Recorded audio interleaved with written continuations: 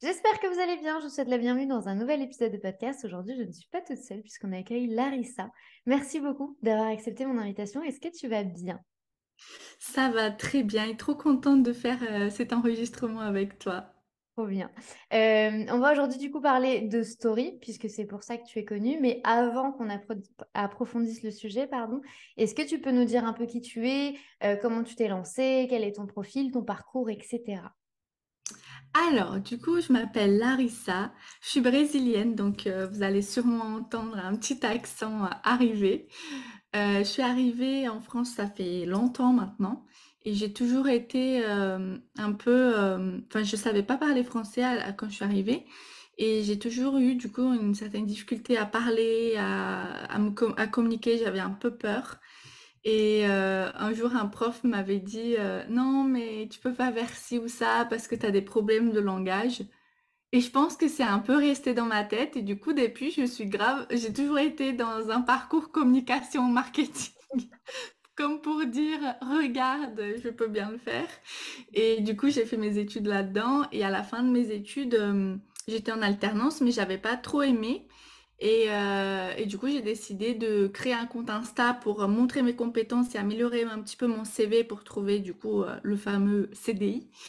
Et en fait, en créant du contenu, j'ai eu quelqu'un qui m'a contacté au bout d'un mois pour l'accompagner. Et du coup, je me suis dit, mais ah ouais, on peut se lancer, on peut on peut être à notre compte. Ah oui, ça existe. Et du coup, c'est comme ça que je me suis lancée un petit peu sans trop savoir que j'allais le faire, juste en faisant. Et m'y voilà. Et du coup, les stories, elles sont venues directement dès que tu t'es lancée, tu as commencé à partager un peu ton parcours, etc. Ou c'est vraiment un format qui est arrivé après, beaucoup plus tard? Non, je faisais quand même des stories dès le départ, mais en fait, c'était le truc que je détestais le plus. L- Genre, parce que j'avais ce problème de parler. J'ai pas de problème à parler avec des gens quand ils sont face à moi, mais j'ai toujours une certaine peur, par exemple, avec les vocaux, les vidéos. J'avais jamais envoyé des vocaux, même à mes amis je connais depuis toujours, tellement j'avais honte de ma voix, de mon accent. Et du coup, quand j'ai commencé mon compte, je me suis dit, mince, ça va être trop dur. Je me souviens que la première story que je devais faire pour me présenter, je l'ai refait, mais je sais même pas combien de fois. J'ai pleuré, j'ai voulu me cacher sous mon lit. Je me suis dit, mais laisse tomber, pourquoi tu t'infliges ce genre de choses? Et du coup, en fait, à un moment, je me suis dit, bon, c'est soit tu laisses tomber avant même d'avoir commencé, soit tu le fais et bah, il faut dépasser ça. Ça va, c'est qu'une story. Ouais. Et du coup, en fait, je me suis mis à faire beaucoup de vidéos le premier mois, mais genre vraiment, je faisais une vidéo par jour. À l'époque, il y avait encore IGTV sur Insta, donc je faisais un IGTV, une story, un Reels et un post Ah ouais, quand chaque même. jour. Et c'était pour m'entraîner. Et du coup, en fait, c'est comme ça. Et c'est devenu un petit peu le format que j'aimais le plus parce que bah, c'est sur celui-là que je me suis le plus entraînée au départ.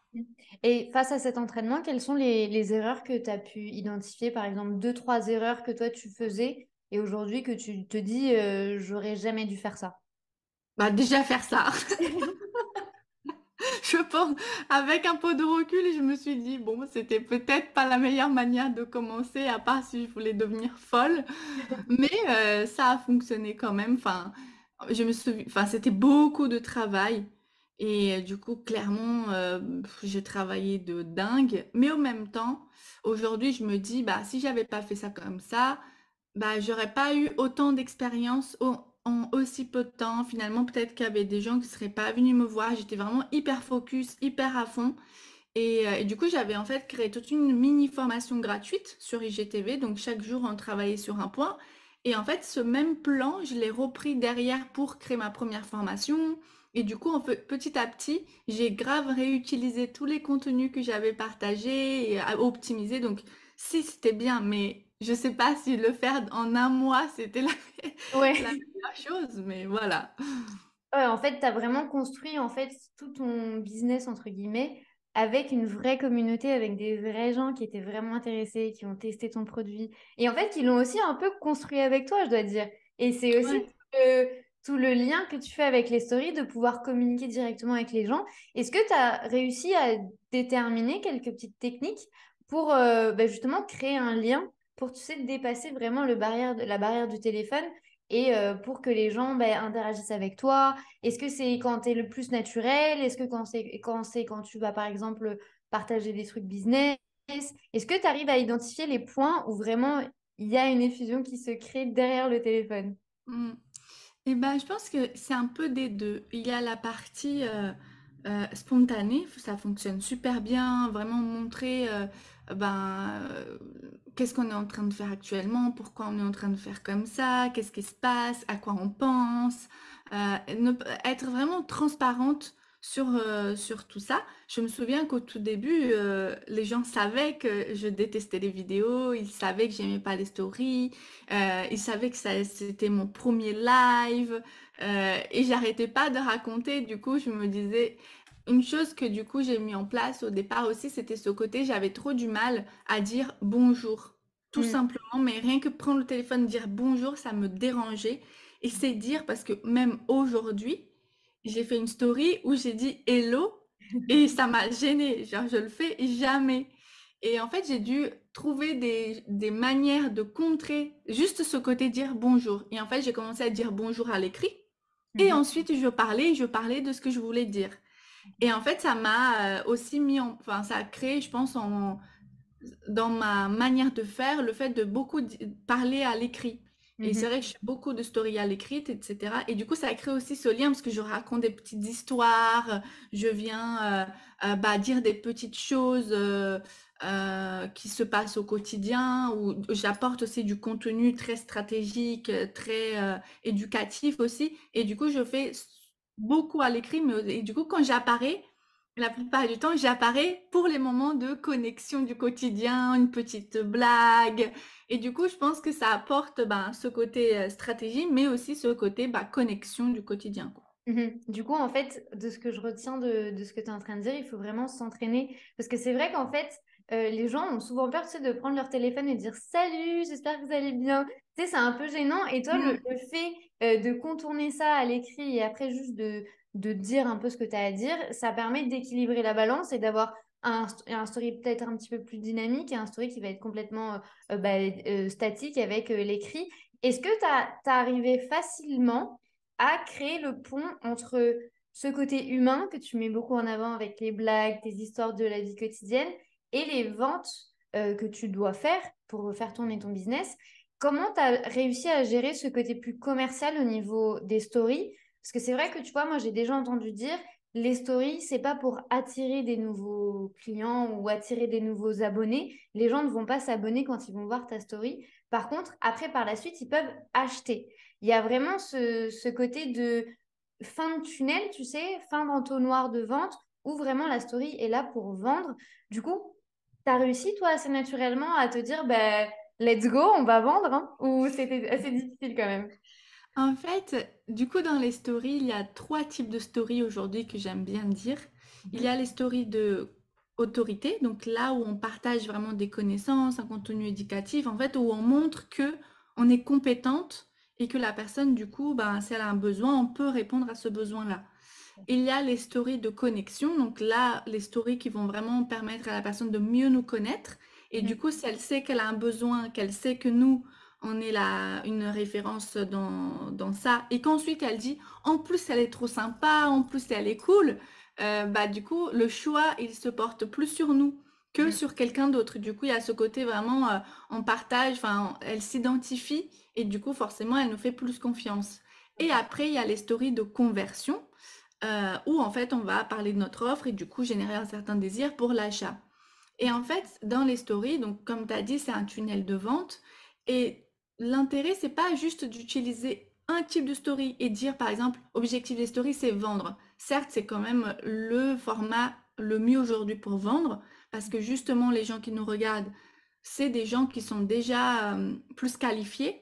Les stories, c'est vrai que c'est pas pour attirer des nouveaux abonnés. On attire des abonnés d'une certaine manière et une fois qu'ils sont sur le compte, on les met du coup dans ce tunnel de vente à travers les stories. Donc là, en fait, on va essayer de faire les trois types de manière régulière certes avec un accent peut-être sur un à certains moments, par exemple pendant une période de lancement, c'est vrai que ce seront les stories de conversion qui vont être plus mises en avant que les deux autres. Mais à aucun moment on les oublie. Et elles sont toujours là, les trois. On peut le faire même chaque jour, mais au moins par semaine.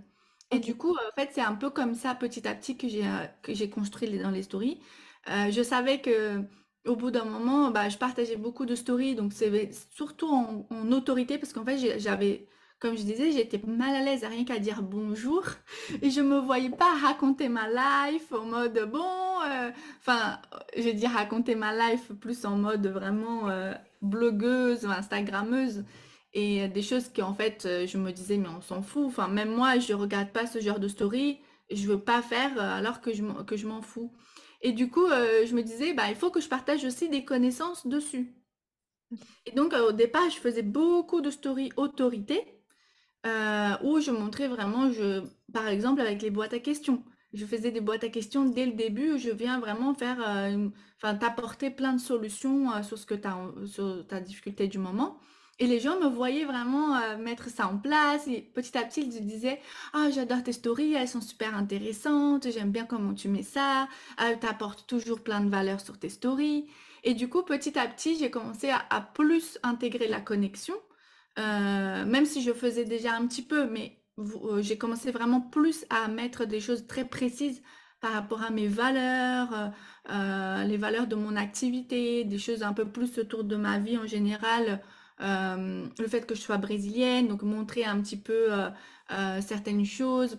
Quand je pars au Brésil, du coup, je montrais un petit peu aussi. Et après, j'ai commencé à intégrer la conversion. Et tout ça s'est fait, bah, du coup, ça fait 2 ans que j'ai commencé.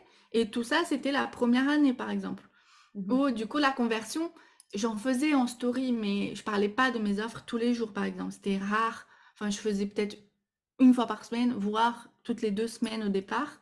De toute façon, mes offres n'étaient pas tout à fait bien définies à l'époque, donc voilà. Et en fait, quand j'ai commencé à vraiment dire, bon, bah là, c'est bon, je sais comment faire, je me suis aussi formée à côté, le copywriting, le storytelling, même story de manière générale, je me suis un peu formée. Et c'est là où je me suis dit, bon, là, ça va être vraiment, je crée une stratégie pile poil pour faire de la vente. Et là, je mise vente, vente, vente. Maintenant, mes produits sont créés. Ma communauté, elle me connaît, elle me fait confiance. Elle sait que je suis une professionnelle bien. Et du coup, il faut juste que maintenant, enfin, que je mette en avant le produit que j'ai créé. Et là, du coup, c'était l'année dernière, genre en janvier, quand j'ai lancé ma formation qui s'appelle l'usine à contenu. Et là, j'ai misé grave, grave, grave, grave story. Et du coup, je faisais ce côté story, conversion, connexion et autorité, mais du coup, genre dans la même semaine, voire dans la même journée. Et D'accord. c'est là vraiment où je me suis dit, ah ouais, genre là, il y a un truc. Là, je sais que ça marche. Et du coup, les ventes, enfin, elles ont super bien fonctionné. Les gens, ils étaient à fond.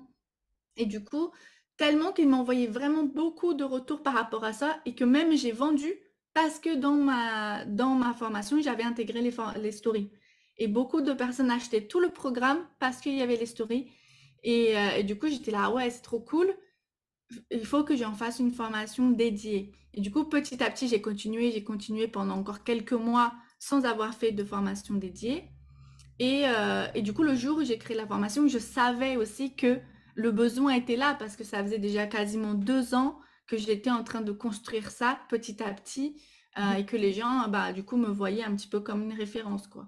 L'idée, c'est, en fait, tu as vraiment tout mis, tu as vraiment mis les mains à la pâte, tu as tout testé, tu as tout essayé. Et tu le disais au début, c'est marrant parce que tu disais, c'était vraiment le format que je détestais le plus. Et aujourd'hui, genre, enfin, tu es une experte dans ce format-là. Tu parlais justement des boîtes à questions. Au niveau des stickers d'engagement, est-ce que tu ressens qu'il y en a un plus qu'un autre qu'il faut absolument utiliser? Tu parlais notamment des questions que les gens peuvent se poser, mais il y a aussi le bandeau que tu peux faire découler. Défilé. Je sais plus le nom en français, je suis désolée, mais en défilé ou même les comptes à rebours. Est-ce qu'il y en a vraiment un où tu ressens que aujourd'hui tu l'utilises bien toutes les semaines? En fait, je pense que tous faut les utiliser un maximum. Après, ça dépend beaucoup de qu'est-ce que tu es en train de raconter. Mais je sais que par exemple, au niveau de l'algorithme même, c'est lui qui t'apporte le plus de visibilité, c'est les boîtes à questions. Dès que tu as beaucoup de personnes qui t'envoient des questions, en fait, Instagram met cette story-là en avant et du coup, tu vas peut-être, disons que dans les petites bulles des stories, tu es dans la 10e position. Là, tu vas venir peut-être dans les premières positions si tu as beaucoup de réponses. Et ça, je le remarque vraiment à beaucoup. Toutes les boîtes à questions où j'ai vraiment eu beaucoup de retours, Mhm. à chaque fois, ces stories, elles ont eu plus de visibilité. Après, de toute manière, toutes les autres apportent aussi une certaine visibilité parce que même les stickers juste questions, genre option un ou 2 à chaque fois, si les gens y répondent beaucoup, ça Mhm. t'apporte de la visibilité. Et en fait, chacune aussi a un objectif. Certaines fois, juste le sticker, enfin, option, tu vas poser une question qui va te permettre de mieux connaître ta cliente idéale, venir discuter avec elle en DM, demander quelque chose qui te dit, ah ouais, j'ai une difficulté dans tel sujet, ben, c'est quoi ta difficulté? Est-ce que tu veux m'en parler un peu plus? Donc, ça ouvre aussi pas mal la discussion à côté. Personnellement, j'utilise beaucoup juste l'emoji, mais du coup, plus quand c'est pour rigoler, pour faire un petit truc et faire réagir les gens. Du coup, en fait, ça dépend beaucoup de l'objectif Ok. et de ce qu'on est en train de raconter, mais de toute manière, il faut les utiliser un max. Ok. Et j'anticipe du coup une question parce que je sais que généralement on nous dit il faut utiliser les stickers d'engagement, les boîtes à questions c'est bien, ça montre votre autorité. Euh, mais il y a des gens qui m'ont déjà dit mais en fait le problème c'est que j'ai pas de questions. Moi je mets ma boîte à questions mais les gens ne posent pas de questions. Dans ces cas-là, comment on fait? Est-ce qu'on laisse quand même la boîte à questions et à côté on prend les questions les plus posées et on répond de nous-mêmes? Ou est-ce que on laisse la boîte à questions de côté et on laisse les gens petit à petit, on la présente toutes les semaines? Comment on fait par rapport à cette situation-là? La première chose, c'est que la plupart du temps, quand on fait quelque chose qui ne marche pas, il faut pas mettre la faute sur les autres. Mm. La plupart du temps, il faut se demander à soi, mince, qu'est-ce que je suis en train de faire qui ne fonctionne pas? Et Ouais. là, dans 95% des cas, dès que quelqu'un me dit oui, mais personne ne répond à ma boîte à questions, et que je vais voir la boîte à questions, la dite boîte à questions qu'elle a postée, en fait, il n'y a que la boîte à questions. Donc, forcément que les gens vont pas répondre. S'ils voient une boîte à questions passer au milieu de 10 000 stories qu'ils regardent par jour, non, on va pas s'arrêter pour aller poser une question. Mhm. La personne qui est en train de regarder ne se dit jamais, oh, attends, elle a ouvert une boîte à questions, il faut vraiment que je profite de ce moment parce qu'elle va m'aider. Non, on est, je sais pas combien, il y a peut-être 10 000 autres personnes qui mettent aussi des boîtes à questions et voilà. Il faut être réaliste. Oui, c'est vrai. Et du coup, je pense que là, la meilleure manière de faire, c'est juste introduire le sujet. Montrer déjà que ça, enfin, l'emmener petit à petit vers le fait de aller répondre. Donc, poser une question ou donner une thématique principale ou dire justement rien que dire le mot je suis là pour t'aider. Donc, si tu as une difficulté, vas-y, pose ta question. Je prends X moment pour te répondre ou Mhm. quelque chose comme ça. Donc, introduire avant parce que ça génère l'envie de venir répondre après. Ouais. Après, moi, par exemple, je fais une boîte à questions aussi toutes les semaines. Je ne l'introduis plus parce que c'est une répétition. Les gens le savent, ils l'attendent maintenant. C'est vrai que la première fois que je l'ai mise, j'ai sûrement pas eu de réponse. Mais à force de tous les jours, toutes les semaines être là et la mettre et du coup être présente, bah du coup ça, aujourd'hui c'est quelque chose qui est devenu un peu la routine. Ils savent que le mardi, je mets ma petite boîte à questions, je l'ouvre. Ouais. Et après, une troisième option aussi, c'est que c'est pas grave si les gens répondent pas, réponds toi-même. Mm. C'est sûr que le départ, c'est comme à l'école. Quelqu'un, le prof, il va dire, vous avez des questions? Personne lève la main. Il suffit d'une personne qui lève la main, t'as tout le monde qui lève la main. C'est vrai en plus. Mais ton exemple est très bien trouvé parce que c'est vrai que, en fait, quand tout le monde se tait, personne n'ose trop lever la main. Mais à partir du moment où tu as une ou deux questions, la personne se dit, ah, mais attends, sur ça aussi, je vais Bah revenir oui. en arrière et je Du vais coup, poser ça mes ouvre la discussion, tout le monde se... Et ben là, on y est pour des heures.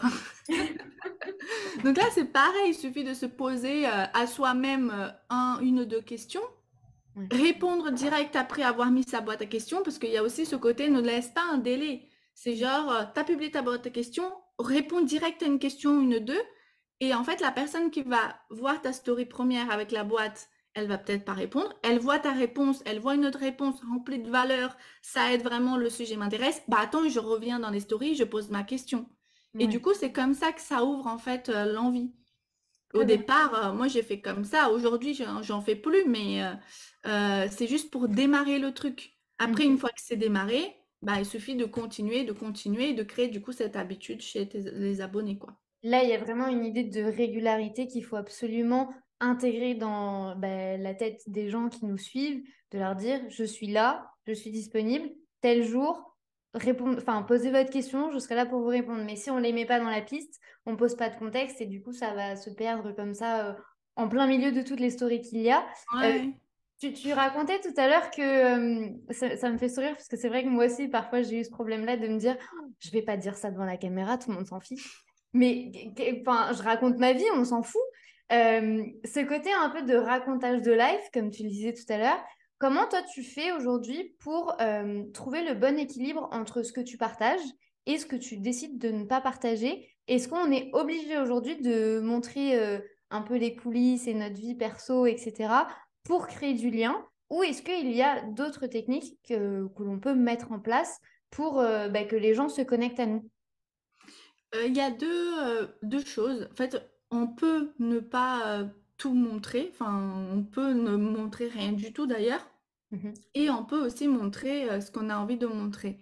Quand les gens ils disent on voit que 1% de la vie des gens, c'est tellement vrai. Je Mhm. pense que je montre vraiment, moi je fais partie des gens qui montrent que 1% de ma vie perso dans mes stories. Et du coup, je fais rarement de racontage de live par exemple. Je prends jamais le téléphone pour vraiment faire une face cam et dire ah il s'est passé ça, ça, ça. C'est vraiment très rare.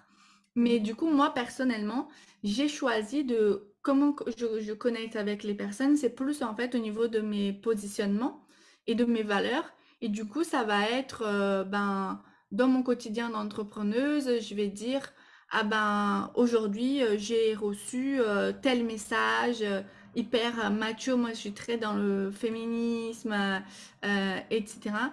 Et du coup, je vais dire regardez ce genre de prospection non consentie, je n'aime pas. C'est pas du tout une bonne manière de faire. Du coup, les gens connectent avec moi parce qu'ils partagent le même avis ou partagent la même valeur que moi. Ça m'est déjà arrivé, par exemple, de sortir dans la rue et qu'un mec me parle et que je le dise en story, par exemple, dire il m'est arrivé ça, donc je raconte ma vie en soi, mais plus dans ce côté, oui, dans l'angle valeur, féminisme ou Mhm. empowerment des femmes. Donc, je montre, la plupart du temps, quand je montre aussi que je sors ou quoi, ça va être des sorties entrepreneuses avec d'autres femmes, le fait de s'entraider, de partager des bons moments. Donc, c'est souvent ça. Et en fait, dans la partie connexion, c'est vraiment c'est une stratégie aussi. Et ce que j'aime bien dire à mes clientes, c'est quelle est l'image que tu as envie d'avoir chez les gens? Et en fonction de l'image que tu as envie d'avoir, tu montres ce que tu as envie de montrer. Tu montres ce qui va lui permettre d'avoir cette image. Je Mhm. fais plein de choses que je ne montre pas parce que ça ne va pas avec l'image que j'ai envie que les gens aient de moi. Mhm. Et on a toutes, je pense, de personnalités différentes. Ouais. Devant mes parents, je suis pas du tout pareil que quand je suis sur Insta ou enfin, il y a des choses qui sont similaires, mais il y a souvent une part de nous qui est plus comme ci ou comme ça devant bah, chaque type de personne. Et du Mhm. coup, bah, moi, j'ai ma personnalité sur Insta et ma part de moi sur Insta et je montre ça. Et du coup, quand je suis avec mes potes et que ça n'a aucun rapport avec sur Insta, je vais pas le montrer. Ouais.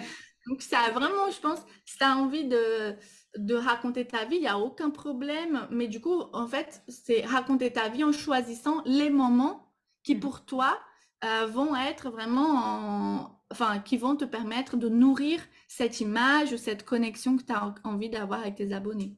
Mhm. Et du coup, comment toi, tu t'organises au niveau de la création du contenu? Parce que c'est vrai que ce soit sur Instagram, pour les podcasts, sur LinkedIn, enfin, partout, en fait, on peut programmer. Et c'est vrai que les stories, on pourrait aussi les programmer. Mais je pense que ça perdrait aussi probablement en spontanéité. Tu vas me donner ton avis. Comment toi, tu fais du coup pour t'organiser? Parce que c'est quand même, mine de rien, un contenu qui prend du temps. Mm. Il faut s'arrêter au niveau de ses tâches pour réussir à partager un truc sur le moment. Enfin, il y a une flexibilité là aussi à avoir, je trouve. Comment toi tu fais de ton côté? C'est une super bonne question parce que je pense que ça fait hyper peur aux gens. Mm. Mais en fait, un truc que j'aime trop dire, c'est quoi ton objectif actuellement? Est-ce que c'est vendre? Si c'est vraiment, vraiment, vraiment vendre, quel est l'outil pour toi qui te permet le plus de vendre? Moi, je pense, en tout cas de mon côté, c'est les stories. Je pense que de manière générale, c'est les stories. Mhm. Donc, si tu as envie de vendre, eh ben, mets ton accent sur les stories. Et du coup, il y a trop, en fait, une idée à déconstruire de il faut poster, poster, poster, mais sur le feed. Et personne parle des stories. Et du coup, bah non, si tu as envie de vendre, poste, poste, poste, mais sur les stories. Et mets moins de temps à la limite sur ton feed. Donc, c'est un équilibre après à avoir, certes, parce qu'il ne faut pas non plus tout lâcher, mais il y a une priorité à faire. Moi, je priorise mes stories. Et du coup, comment je m'organise? Donc, j'ai mes types de stories que je prévois à l'avance. Je sors pas une story magnétique, donc un peu longue, où vraiment j'explique un concept ou quoi.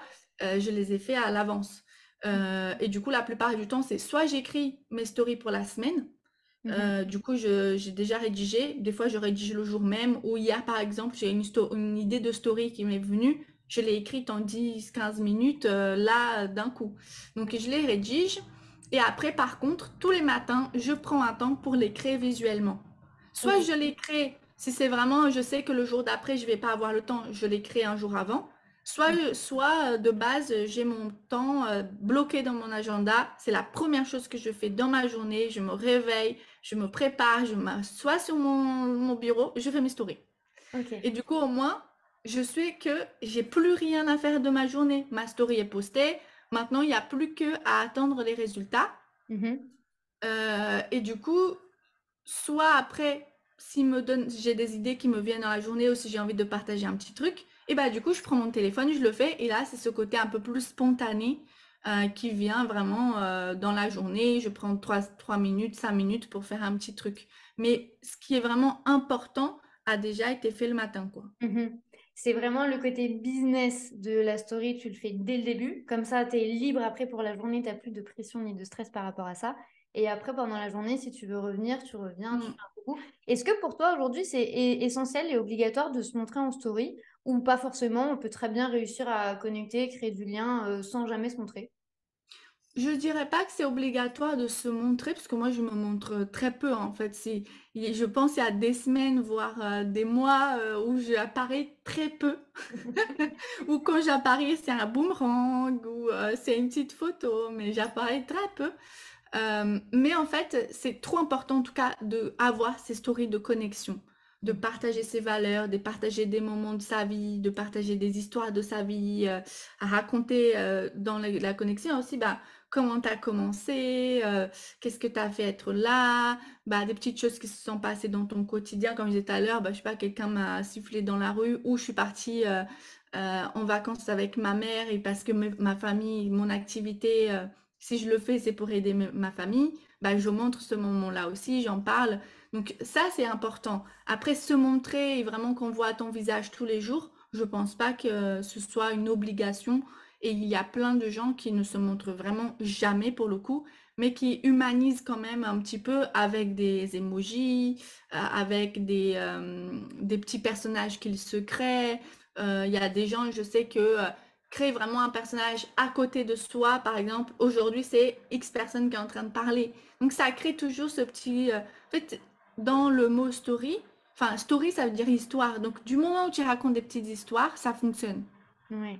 Et du coup, pour les gens qui veulent apprendre à raconter ces histoires, pour les gens qui veulent apprendre à justement exploiter ce format, toi, du coup, tu as une formation. Est-ce que tu pourrais nous en parler et nous dire un peu comment les gens aujourd'hui peuvent apprendre avec toi et avec toutes ces connaissances?